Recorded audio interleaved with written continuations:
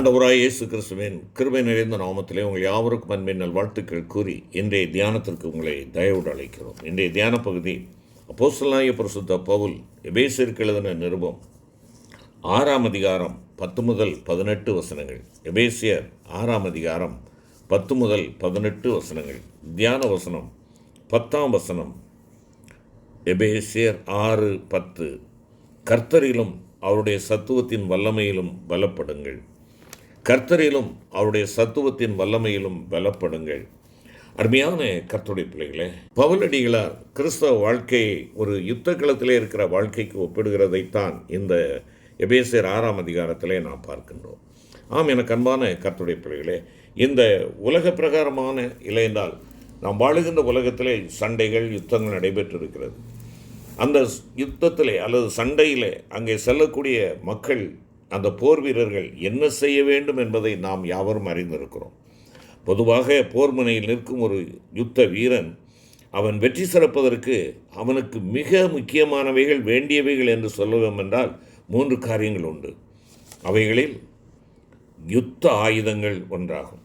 இந்த யுத்த ஆயுதங்கள் இல்லாமல் அவன் தன்னுடைய யுத்தத்திலே வெற்றி பெற முடியாது.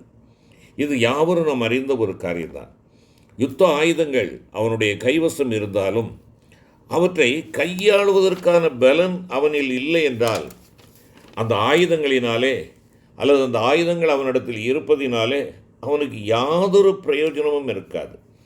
எனவே யுத்த பலன் அவனுக்கு மிக அவசியம். யுத்த ஆயுதங்கள் அவசியம். அந்த யுத்த ஆயுதங்களை பயன்படுத்தக்கூடிய, அதை உபயோகிக்கக்கூடிய அந்த ஞானம் அவனுக்கு இருக்க வேண்டும், பலன் இருக்க வேண்டும். இது அவனுக்கு மிகவும் அவசியமான ஒன்றான இருக்கிறது. யுத்த பலனும் யுத்த ஆயுதங்களும் அவனிடத்தில் இருந்தாலும் நாம் அடுத்து பார்க்கிற காரியம் அதுதான். தன்னோடு எதிர்த்து போராடுகின்ற அந்த எதிரியினுடைய போர் தந்திரங்களை அவன் எவ்விதமாக போர் உபகரணங்களை பயன்படுத்துகிறான், எவ்விதமாக இந்த போர் காரியங்களை அவன் திட்டமிட்டு செயல்படுகிறான், எப்படி அந்த தந்திரங்களை பயன்படுத்துகிறான் என்ற அந்த அறிவும் நமக்கு வேண்டும். அவன் எப்படி பயன்படுத்துகிறான் என்ற ஒரு அறிவு நமக்கு இருக்கின்ற பொழுதுதான் அவற்றை எதிர்கொள்வதற்கான சரியான யுத்த ஆலோசனையும் அவனுக்கு கிடைக்கும். இந்த சரியான யுத்த ஆலோசனை கிடைக்கவில்லை என்றால் அவனுடைய யுத்தம் படுதோல்வியில் முடிவுற்றுப்படும். அருமையான கர்த்தருடைய பிள்ளைகளே, எனவே போர் முனையில் நிற்கின்ற ஒரு வீரன் தன்னை தற்காத்து கொள்வதற்கும் தன் எதிரிகள் மீது வெற்றி சிறப்பதற்கும் அவனுக்கு 3 காரியங்கள் அவசியம். ஒன்று யுத்த பலன், அடுத்தது யுத்த ஆயுதங்கள், அடுத்தது யுத்த ஆலோசனை. இந்த 3 மிக முக்கிய வாய்ந்தவைகளாக, அத்தியாவசியமானவைகளாக இருக்கின்றன. அருமையான கர்த்தருடைய பிள்ளைகளே, நம்முடைய ஆவிக்குரிய வாழ்வை பொறுத்து நாம் பார்ப்போம் என்றால், நம்முடைய ஆவிக்குரிய வாழ்விலையும் இவைகள் மிக அவசியமானவை என்பதை வற்புறுத்துகிறதை நாம் பார்க்க முடியும். யுத்த பலன் வேண்டும், யுத்த ஆயுதம் வேண்டும், யுத்த ஆலோசனை வேண்டும். நம்முடைய ஆவிக்குரிய போர்முனையை பொறுத்தவரையில் இது மிக உண்மையாக நாம் அறிந்து கொள்ள வேண்டிய ஒரு சத்தியமாக இருக்க வேண்டும். ஆண்டவருடைய திருவசனம் ஒரு கர்த்தருடைய பிள்ளையினுடைய கிறிஸ்தவ வாழ்க்கையை ஒரு யுத்த களமாகவே அழைக்கிறது. 2 தீமோத்தேயு 2ஆம் அதிகாரத்திலே நாம் பார்ப்போம் என்றால் 2 தீமோத்தேயு 2:5 இவ்விதமாய் சொல்லுகிறது. மேலும் ஒருவன் மல்யுத்தம் பண்ணினாலும் சட்டத்தின்படி பண்ணாவிட்டால் முடிசூட்டப்படான் என்பதாக அங்கே சொல்லப்பட்டிருக்கிறது. 4ஆம் அதிகாரம் 7வது வசனத்தை நாம் பார்க்கின்ற பொழுது 4:7 நல்ல போராட்டத்தை போராடினேன், ஓட்டத்தை முடித்தேன், விசுவாசத்தை காத்துக்கொண்டேன் என்று சொல்லுகிறார். ஆக ஒரு கிறிஸ்தவ ஜீவியம், ஆவிக்குரிய வாழ்க்கை வாழ்ந்து கொண்டு இருக்கிற பிள்ளைகளுக்கு அவருடைய வாழ்க்கை ஒரு யுத்த களமாக, ஒரு போர்முனையாகவே அமைகிறது. அது ஒரு ஆவிக்குரிய போர்முனையாகும்.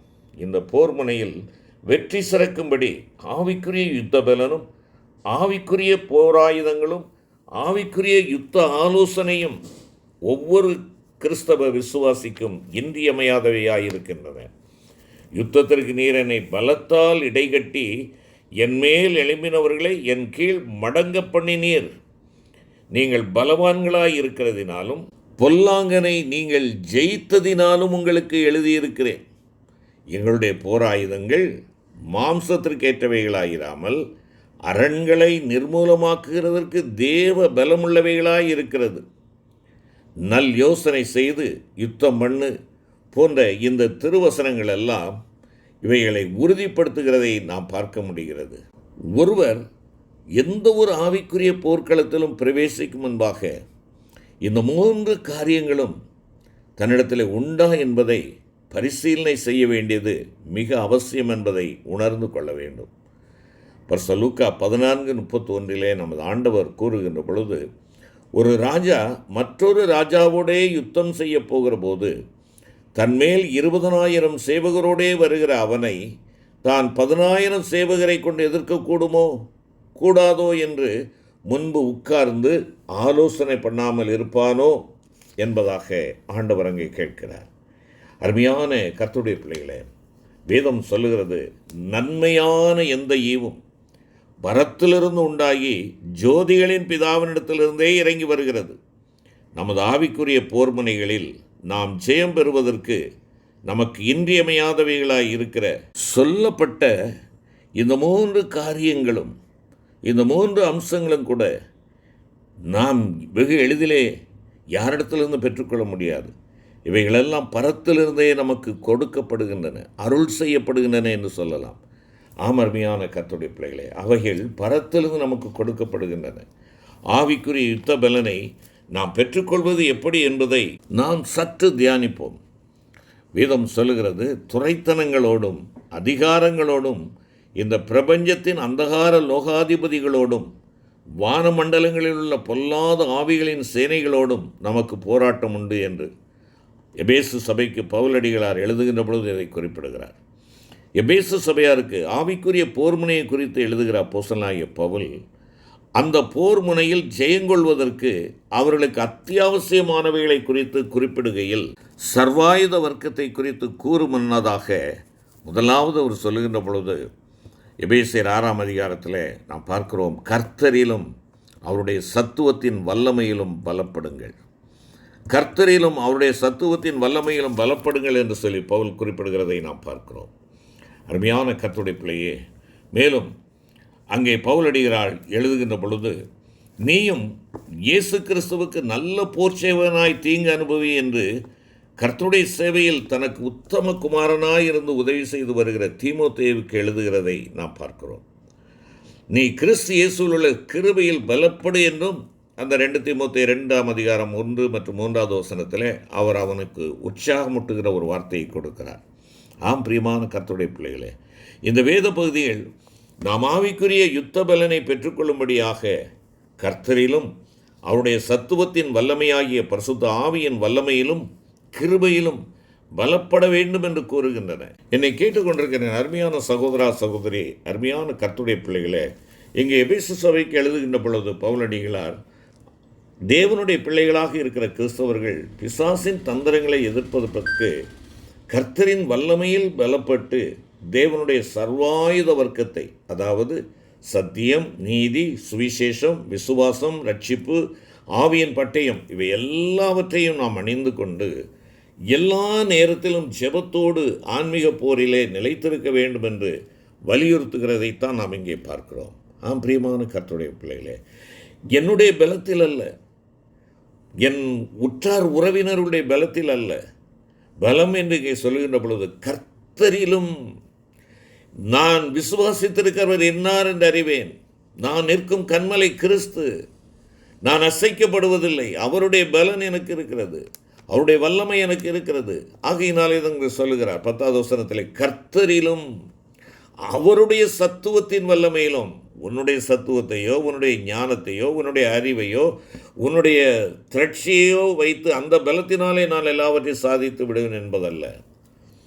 கர்த்தரிலும் அவருடைய சத்துவத்தின் வல்லமையிலும் பலப்படுங்கள்.